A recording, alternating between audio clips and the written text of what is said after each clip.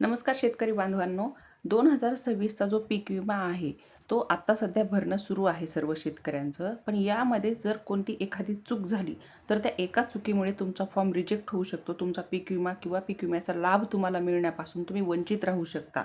त्यामुळे आपण या व्हिडिओच्या माध्यमातून तुम्ही पीक विमा कशाप्रकारे भरायचा, त्याच्यामध्ये कुठे मोबाईलवरून कसा भरणार किंवा CSC सेंटरवरून कसा भरणार, OTP येत नसेल तर काय चुका आहेत तुमच्या, कोणती कागदपत्रे लागतात, त्यासोबतच तुम्ही कोणत्या चुका टाळायच्या आहेत जेणेकरून तुम्हाला पुढे चालून प्रॉब्लेम येणार नाही, अशा सर्व प्रश्नांची उत्तरे आणि सर्व फॉर्म कसा भरायचा या संदर्भामध्ये आपण सविस्तर माहिती पाहणार आहोत. तर हा व्हिडिओ शेवटपर्यंत पाहत राहा. सर्वात पहिलं म्हणजे पीक विमा कोण भरू शकतं. आपल्याला तर माहितीच आहे सर्वांना की जे शेतकरी स्वतःच्या नावावरती ज्यांच्या जमीन आहे ते शेतकरी पीक विमा भरू शकतात, बरोबर आहे.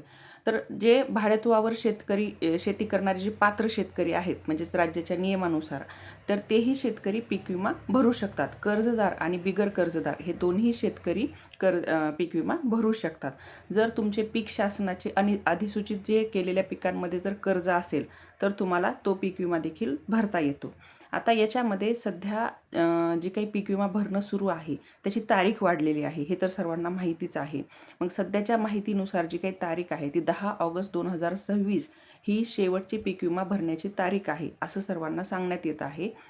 तर 10 ऑगस्टपर्यंत तारीख लांबल्यामुळे आता तुम्ही आरामात पीक विमा भरू शकता. वेबसाईट जर चालत नसेल तर त्याच्यामध्ये तुम्ही वेळ बदलून तुम्ही पीक विमा भरू शकतात. याच्यामध्ये पण एक गोष्ट आहे की शेवटच्या दिवसाची वाट पाहू नका. जेवढ्या होईल तेवढ्या लवकर पीक विमा भरा. आणि याच्यामध्ये जर तुमचं सर्व्हर स्लो चाललं तर तुमचा OTP ही उशिरा येतो, हेही लक्षात ठेवा. हा पीक विमा कुठे भरू शकता तुम्ही?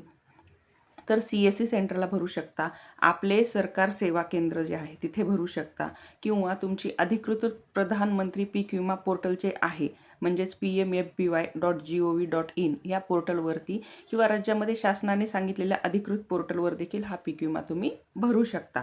याच्यासाठी कोणकोणते कागदपत्र लागणार आहेत हे आपण पाहूयात, कारण हे कागदपत्र यातील एकही नसेल तर तुमचा पीक विमा भरला जाणार नाही, किंवा ऐन वेळेला तुम्हाला OTP वगैरे येण्यासाठी प्रॉब्लेम येऊ शकतो.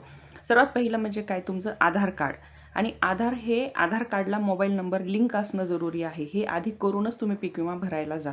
त्यासोबतच तुमचा 7/12चा उतारा लागणार आहे, 8अ उतारा लागणार आहे. हे दोन्ही ऑनलाईन मिळतं, तुम्हाला सगळ्यांना माहितीच आहे. पीक पेरणीची माहिती जी आहे तुमची, ती म्हणजे किती क्षेत्र आहे, कोणतं पीक, कशा प्रकारे, ही सर्व तुम्ही त्याच्यामध्ये असणं गरजेचं आहे. बँकचं पासबुक लागतं, IFSC कोड लागतो, पासबुकवरती मेन्शन असतो, तो तुम्ही घेऊ शकता. तसंच खाते क्रमांक हे देखील सगळं पासबुक असेल तुमच्याकडे तर त्यावर मिळून जातं सगळं. त्यासोबतच तुमचे पासपोर्ट साईजचे 2 फोटो, आणि त्यासोबतच तुमचं घोषणापत्र जर लागलंच तर. आणि जर तुम्ही भाडेकरू असाल तर तुमचे आवश्यक ते कागदपत्र लागू शकतात, हे लक्षात घ्या. त्यानंतर तुमचा OTP कसा येतो, हा खूप शेतकऱ्यांचा विचारला जाणारा प्रश्न आहे. तर OTP कुठे येतो, कसा येतो, याचं सर्वात महत्त्वाचं उत्तर जाणून घ्या. आधार कार्डला लिंक असलेल्या मोबाईल नंबरवरच तुमचा OTP येतो. जर तुमचा मोबाईल नंबर बदललेला असेल तर OTP येणार नाही. अशा वेळी तुम्हाला आधी आधार कार्डमध्ये मोबाईल नंबर अपडेट करावा लागेल, म्हणजे आधार सेंटरला जाऊन. त्याच्यानंतरच त्या नवीन मोबाईलवरती तुमचा OTP येऊ शकतो. कधी-कधी असं होतं की फॉर्म भरताना नेटवर्क स्लो असल्यामुळे पण OTP यायला उशीर होतो. तर त्यावेळेला तुम्ही लगेचच OTP येत नाही असं कन्सिडर करू नका. थोडा वेळ घ्या आणि परत फॉर्म रिफिल करून बघा. OTP वारंवार मागू नका, कारण एखाद्या वेळेला तसं केल्याने पण तुमची साईट हे होऊ शकते, रिजेक्ट होऊ शकते. आता याच्यामध्ये काय आहे की तुम्ही कशी प्रक्रिया करायची ही तर आता सर्वांना माहितीच आहे. त्याच्यामध्ये सगळ्यात पहिलं म्हणजे तुम्ही CSC पोर्टलवरती गेल्यानंतर तुमचं राज्य निवडा, जिल्हा, तालुका निवडा, तुमचं गाव निवडा. त्याच्यामधला हंगाम निवडा, खरीप किंवा रब्बी हंगाम जो कोणता असेल त्याच्यातलं तुमचं पीक निवडायचं.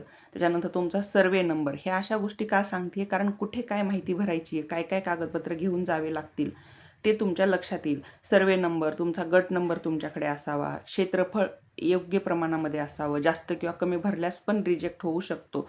त्यानंतर बँकेमधल्या ज्या काही डिटेल्स आहेत तुमचं, जसं की IFSC code, bank account details, Aadhaar पडताळणी ज्याच्यामध्ये तुम्हाला OTP येतो, त्याच्यामध्ये सर्व माहिती तपासा आणि विमा रक्कम टाका त्याच्यामध्ये, ठीक आहे. आणि ही रिसिप्ट डाउनलोड करा. इतकं सोपं आहे. ह्याच्यामध्ये सर्वात जास्त होणाऱ्या चुका कोणत्या आहेत, तर तो म्हणजे आधार आणि बँकेत नाव वेगळं असणे. ही सर्वात कॉमन चूक आहे बऱ्याच लोकांची. किंवा एखाद 2 नंबरमुळे चुकीचा IFSC जर तुम्ही अपडेट केलात किंवा चुकीचा खाते क्रमांक जर अपडेट केला, चुकीचा मोबाईल नंबर अपडेट केला, चुकीचं क्षेत्रफळ जर अपडेट केलं किंवा गट नंबर जर चुकीचा अपडेट केला किंवा दुसऱ्या नावाची जमीन जी आहे ती निवडणे, चुकून आपलं नावासारखे असलेल्या दुसऱ्या नावांची जर जमीन निवडली, ही पण एक चूक आहे. तसंच चुकीचं पीक निवडणे, OTP न टाकता जी प्रक्रिया सोडतो आपण, या सर्व काही कॉमन चुका आहेत. या चुकांमुळे तुमचा विमा रिजेक्ट होऊ शकतो. त्याच्यामुळे पोर्टलवर कोणतेही एरर येऊ शकतात. त्यामुळे सगळ्यात पहिलं काम आहे की ह्या चुका तुम्ही कटाक्षाने टाळा. ठीक आहे. आता तुम्ही ज्या वेळेला पीक विमा भरता त्याच वेळेला जर नाही झाला, तुम्ही वेळ चेंज करून परत बघा. पोर्टल स्लो चालत असेल कधी तर नेटवर्क तपासा, आधार लिंक नंबर तपासा, तुमच्या 7/12 आणि आधार कार्डची माहिती तपासा. ज्या काही चुका आहेत ना, त्या चुका कोणकोणत्या होऊ शकतात. तलाठी कार्यालयामधली तुमची नोंद तपासा, IFSC खाते क्रमांक तपासा, तुमच्या आधारमध्ये नाव, जन्मतारीख, मोबाईल नंबर किंवा फॉर्म भरल्यानंतर काय करायचं त्याच्यामध्ये रिसिप्ट डाउनलोड करा. ॲप्लिकेशन नंबर हा तुमचा लिहून ठेवा. लिहून ठेवण्यापेक्षा लिहून पण ठेवा, कोणाला तरी मेसेज करून ठेवा तुमच्या घरातल्यांना, जेणेकरून तुम्हाला ऐन वेळेला तो सापडेल. त्याच्यामध्ये SMS तो जो आहे तो सेव्ह करून ठेवा, जतन करून ठेवा. नंतर ॲप्लिकेशन स्टेटस जे आहे ते त्या पोर्टलवरती तुम्ही वेळोवेळी तपासायचं आहे. याच्यामध्ये स्वतःला तुम्हाला जर एकदा पेमेंट झालं तर नंतर त्याच्यामध्ये बदल करता येत नाही. त्यामुळे जिथे अर्ज भरला आहे तिथे CSC सेंटर जे आहे तुमचं किंवा सेवा केंद्र किंवा संबंधित कृषी विभागाशी, तिथं तुम्ही जर तुम्हाला काही गडबड आढळली की तुमच्या फॉर्ममध्ये, तर तुम्ही तुरंत तिथे जाऊन संपर्क साधा आणि तो जो काही फॉर्म आहे तो परत एडिट करायला सांगा. आणि याच्यामध्ये सर्वात महत्त्वाची गोष्ट आहे, पोर्टल बऱ्याचदा स्लो चालतं, तर शेवटच्या तारखेची, शेवटच्या दिवसाची वाट पाहू नका. रिसिप्टशिवाय तुम्ही घरी जाऊ नका. पीक विमा भरला म्हणून लगेच घरी जाऊ नका. रिसिप्ट घ्या. OTP तुमचा कोणालाही सांगू नका. असे फ्रॉड भरपूर होतात. आणि आधार आणि बँकेची माहिती ही एकसारखी ठेवा. जास्तीत जास्त करून मोबाईल नंबर सतत चेंज करू नका. आधारला लिंक असलेला मोबाईल नंबर आणि तुमचं बँक खातं हे सतत चेंज करत बसू नका. अर्ज भरताना प्रत्येक वेळी 2-2 वेळा तपासा एकदा वरती. जो काही तुम्ही लिहिलेले आहे, तुमची माहिती जी अपडेट केलेली आहे, ती एकदा परत चेक करा फायनल सबमिट करण्याच्या आधी. जर तुमची तिथली CSC सेंटरवरचं जरी कोणी भरून देत असेल पीक विमा, तरीही ती माहिती परत तुम्ही तपासा शेवटी. त्यांनी फायनल सबमिट करण्याच्या आधी त्यांना विचारा, मला एकदा बघू द्या फायनल काय झालेलं आहे अपडेट ते, आणि त्याच्यानुसारच तुम्ही ते पूर्ण प्रोसेस जी आहे ती सबमिट करा.